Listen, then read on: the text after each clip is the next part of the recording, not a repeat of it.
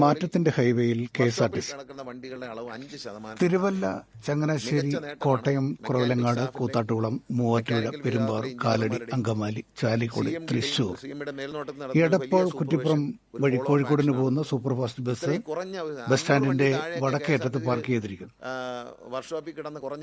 ഈ അനൗൺസ്മെന്റ് ഇപ്പോൾ ഒരു യാത്രയുടെ തുടക്കമാണ്. അത് കെഎസ്ആർടിസിയുടെ ശുഭയാത്രയാണ്. വളർച്ചയിലേക്കാണ്, പുരോഗതിയിലേക്കാണ്. കൃത്യമായി ശമ്പളം കിട്ടാത്ത അഥവാ കിട്ടുന്നതിന് കൃത്യതയില്ലാത്ത പലതവണയായി നൽകിയിരുന്ന പെൻഷൻകാരും ജീവനക്കാരും അങ്ങേയറ്റം നരകിച്ചിരുന്ന ഒരു കാലം കെഎസ്ആർടിസിക്ക് ഉണ്ടായിരുന്നു. വെള്ളാനയായി ജനങ്ങൾ എഴുതിത്തള്ളിയ കെഎസ്ആർടിസി ഇന്ന് മാറ്റത്തിന്റെ ഹൈവേയിലാണ്. മെയ് 1 അവധിയായിരുന്നതിനാൽ ശമ്പളം തലേദിവസം തന്നെ നൽകി സർക്കാരും ഗതാഗത മന്ത്രിയും ജീവനക്കാരുടെ പിന്തുണ പിടിച്ചുപറ്റി. ഇപ്പോഴിതാ അപകട ഇൻഷുറൻസ് കൂടി വരുന്നതോടെ അവരുടെ വിശ്വാസം വർദ്ധിക്കും.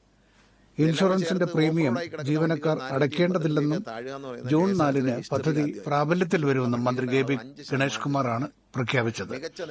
അപകടത്തിൽ മരണപ്പെട്ടാൽ 1 കോടിയാണ് നഷ്ടപരിഹാരം. പൂർണ്ണ അംഗവൈകല്യം സംഭവിച്ചാലും ആ തുക ലഭിക്കും. മക്കളുടെ വിദ്യാഭ്യാസത്തിനും ലക്ഷങ്ങളാണ് നൽകുക.